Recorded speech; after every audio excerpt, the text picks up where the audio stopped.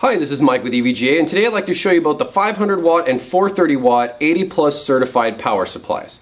Now these power supplies provide at least 80% efficiency to your powered components and come with a standard 3-year warranty.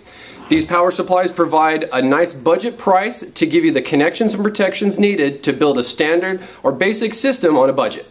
Now let's take a look at some of the further features that both these models have to offer. Now the 430 watt here is a great standard form factor power supply supporting active PFC. This provides 34 amps on the 12 volt rail and will be great for just about any application for your standard or single graphic card solution. Inside the box here you'll see that we have our safety as well as warranty information, and opening up here we kind of give a brief overview on how to connect up your power components to your system with your new power supply and giving you the technical specifications on the power supply and what it offers and what it supports.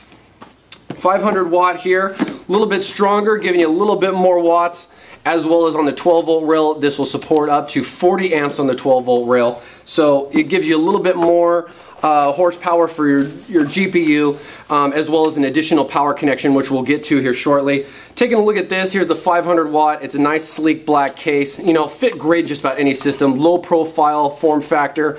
It's got a great power switch location on it here, standard 4 screws in the back. We'll look inside the box. We got our power cable here. We got our set screws here for our case. 430, very similar. Basically just a little brother to the 500. Same type of case, same design. These units both support 120 millimeter fan on them, so they give ultra quiet performance, and same type of sleek look as far as the casing goes. Let's take a little bit further of a look into the hardline cables and what it has to offer to give you some more details. Now let's compare the 500 watt to the 430 watt besides just the wattage. 500 watts, 430, 34 amps, 40 amps. So let's take a look at the cables. Right here you'll see the EPS 4+4 pin CPU power connections are pretty standard on both.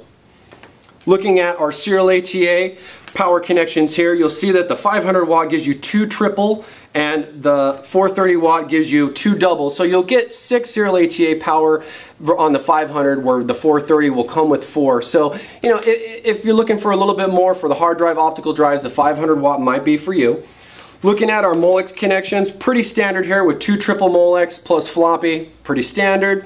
And then looking at our PCIe power connections, the 430 watt comes with a 6 pin plus 2 pin to give you that 8 pin connection or single 6 pin connection, where the 500 watt will give you 2 6 pin plus 2s, giving you either a single 8 and a 6 for a higher end graphics card, or 2 6 pins to allow you to run 2 graphics card, or a single graphics card that requires 2 6 pin power connections. So this could be a big deal for you on the 500 watt versus the 430, so definitely keep that in mind.